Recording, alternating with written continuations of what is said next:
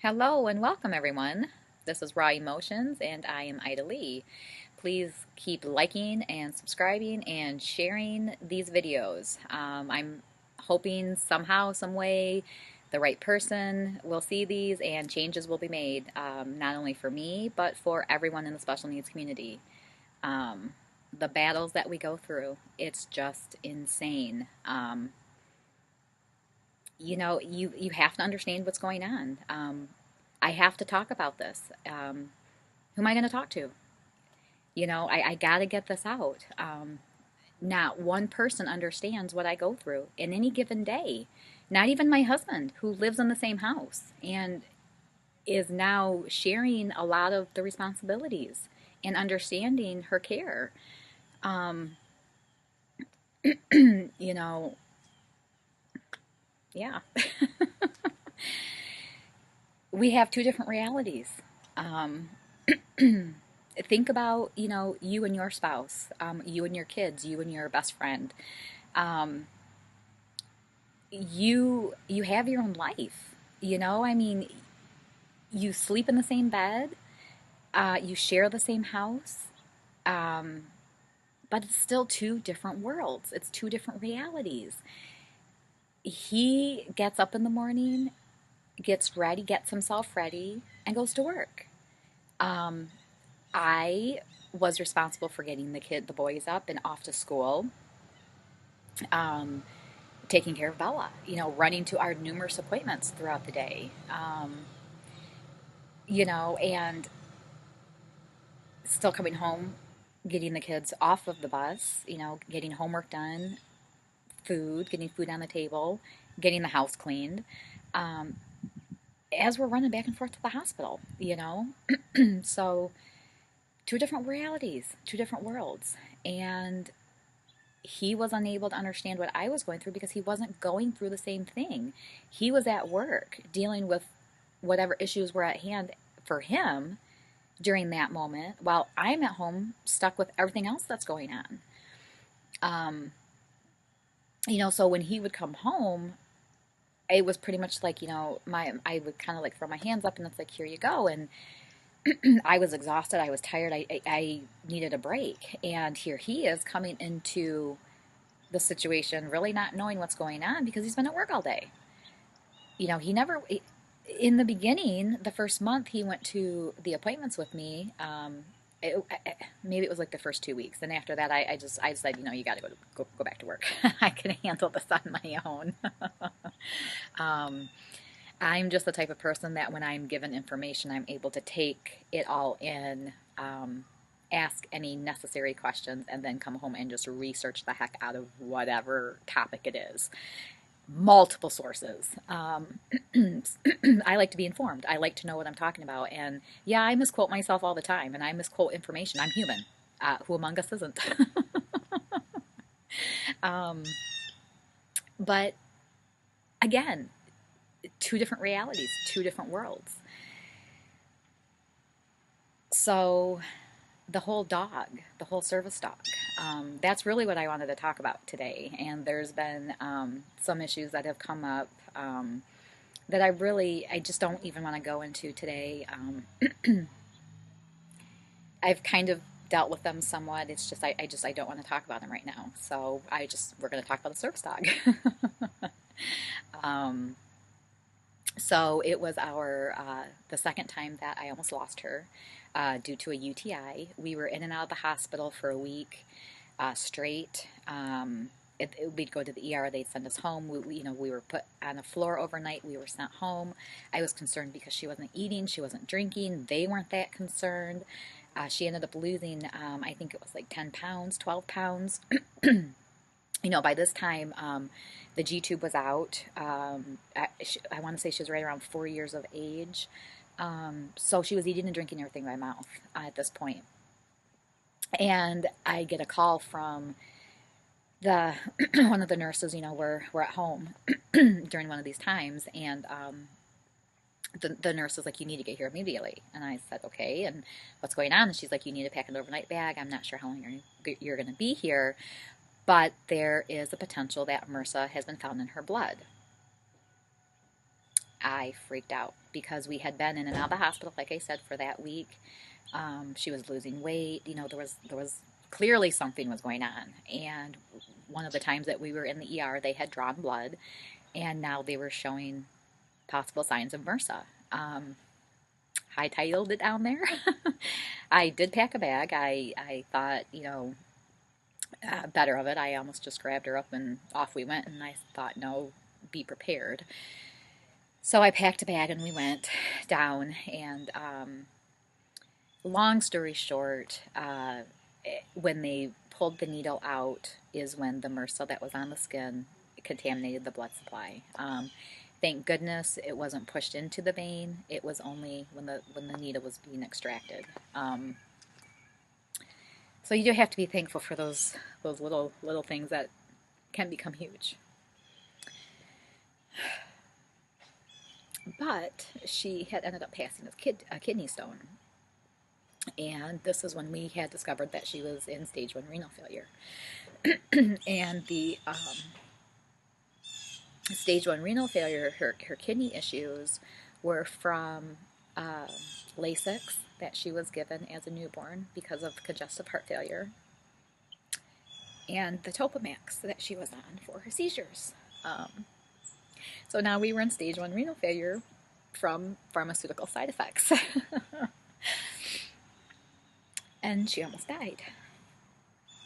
And, I'm laying in the bed with her, and I'm just holding her, and, I'm thinking, what can I give her? What can I do for her? She didn't have a favorite blanket, there wasn't a favorite dolly. She couldn't hold on to anything, she's unable to grasp.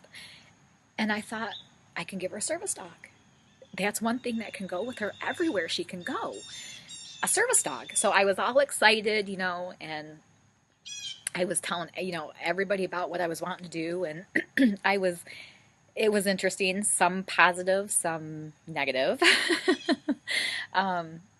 People just support each other. Come on. I don't care if you disagree with what someone else is doing. It's not your life. Seriously. It's not your life. Be happy for that person in that moment. And that's it. That's all you got to do. So anyways, I started calling around. I called, I think it was 5 different national organizations. And I spoke with 3 different private trainers. I was on Facebook and reading through different our special needs groups, and I had come across a couple trainers on there. And the one trainer's, the trainer I went with, his interview I liked the best. Kevin Valentine in, oh my gosh, I just forgot the state. Oregon. He is a wonderful trainer. He answered all of my questions. He was honest. He was straight up. There was no beating around the bush. He explained what a service dog versus a seizure dog is. That's what I was really interested in, was more of a seizure dog at that time. I was told seizure dogs were $20,000. Wow, okay. But there's no guarantee. And I didn't realize that. No one that I had spoken with before had expressed the difference in a service dog versus a seizure dog. And he said, well, unfortunately, you can train dogs for certain things. He said, but they have to have the skill. They're either born with it or they're not. And he said for seizures, it's just something that they automatically pick up on. So I thought, okay, that answers that question. I would much rather pay, $10,000 for a service dog, knowing fully what I'm getting, versus $20,000 for a seizure dog that may or may not detect seizures and may not come fully trained. I didn't investigate too much training into the seizure dogs after it was explained to me that it's luck of the draw, basically. So I decided to go with a service dog. And gosh, I think I had spoken with him like maybe 2 or 3 times, and he, I was deciding on a dog, and, I could pick my own dog, and I was going back and forth, and it was really hard because she is allergic to the short-haired dogs. The hyperallergenic dogs we're allergic to. And I really didn't have a whole lot of time to investigate in finding a dog. And I was kind of thinking, like the Labradoodles, I just didn't know.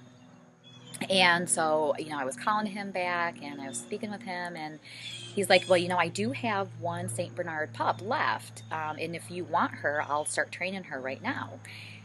And that was really all it took. It took care of it for me. I didn't have to really investigate. I didn't have to look into dogs.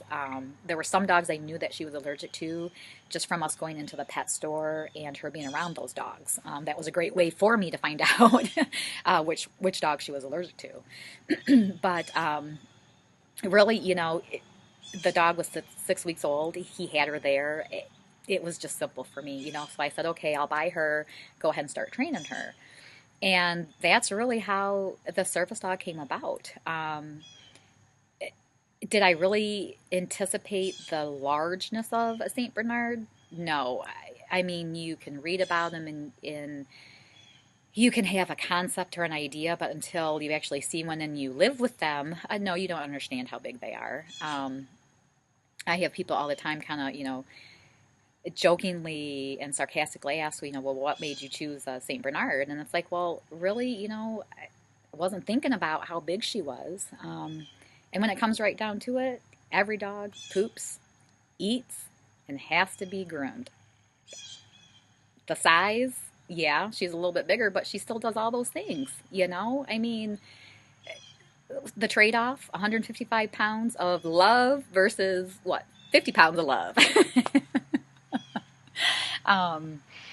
So I'll take the larger size, and as an added bonus, she's a great deterrent. I never knew how many people have a fear of dogs.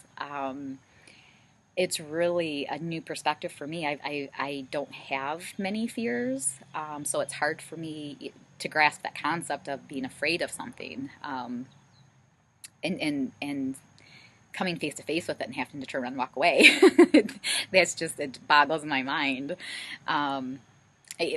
One story I can think of real quick is we were in Joann's the other day, and we go to get in line, and this man looks at me, looks down at the dog, looks back up at me, puts his item back on the shelf, and walks away and says, not today, not today. And I'm just, as he's walking by, I'm listening, and then I just started laughing because it dawned on me, the dog. He was not going to face that fear today. Like I said, she's a great deterrent. She's also a great distractor. Again, not really taking her size into consideration. When's the last time you've seen a St. Bernard out in public?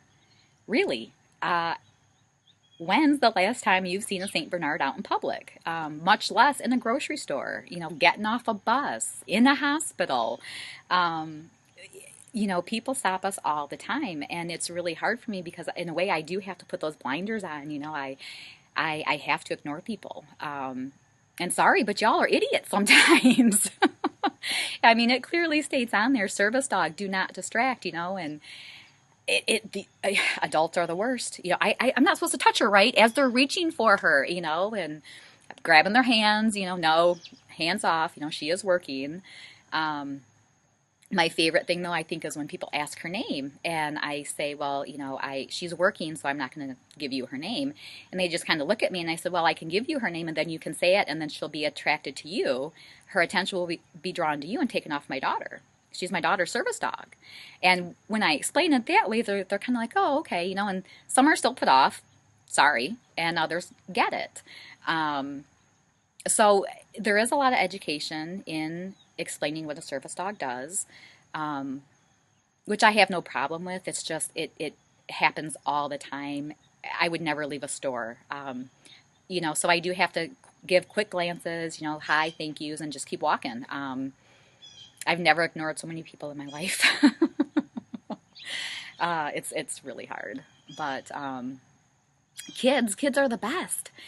Kids just they just, stare as she walks by, and they'll come up and they'll ask, can I pet her? They'll ask questions, and I love it because it's a great teaching moment. I can share about the dog. I can share about Bella.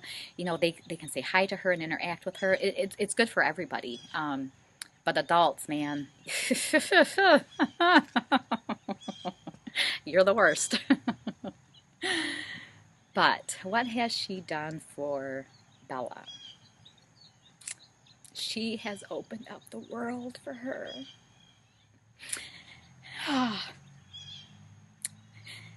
Whew.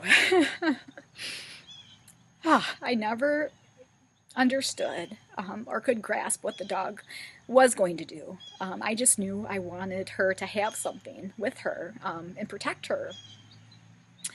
And the service dog has helped her to become more open, to become more aware of her surroundings, to pay attention.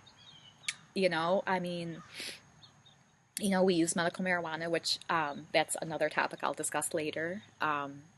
We've seen huge leaps and bounds with that. And that's something I had to go to Lansing, to the Capitol, and talk to the senators and fight for. Yeah. So I've noticed a lot with the medical marijuana. But the dog is just, it's blowing us away. Her teacher actually has a notebook and keeps a journal of the different things that Bella does because of the dog. The relationship they have is so neat and so special. I would do it again in a heartbeat. I will do it again in a heartbeat. It was worth all the naysayers and the negativity. It was worth it all. It was worth it. But she gets to go with her to school. She rides the bus. She goes to the hospital. We go shopping. So anywhere Bella goes, her dog goes. There have been certain places I haven't been able to take the dog just because it either too tight of quarters, or sometimes if we're in too tight of a space and there's a lot of people around, it's just not worth the hassle. And I know people don't get it. I have a wheelchair. I have a total care little girl. I have a service dog, 155-pound service dog. Plus I have all of the food I have to get ready and make sure I have diapers and wipes and extra stuff, extra change of clothes, extra bibs. I mean, you name it. Whatever you pack, for your baby, I got to pack 3 or 4 times more. So it's a hassle to get out the door. And if it's gonna be too much of a hassle for me, then you know what, she can just stay home. But for the majority of the time, she's by her side 100%. And it's awesome because right now one of the teachers from her school is helping me with respite, so I get to hear the dynamic of the relationship in school versus at home, because at home it's completely different. But one story I want to share real quick, and then I'll get off here because it's kind of a long one. But one of Bella's goals is to open and close her locker at school. And Ashley was walking by, encouraging Bella to shut the locker door, and Bella didn't want to. So Theena stands up, puts her head right on Bella's lap, nuzzles right in there, and her head's huge. And the look on Theena's face is like, she doesn't have to do it. She's not gonna. And apparently this goes on more throughout the day. If Bella doesn't want to do something, Theena gets right up and says, hey, you're not going to make her.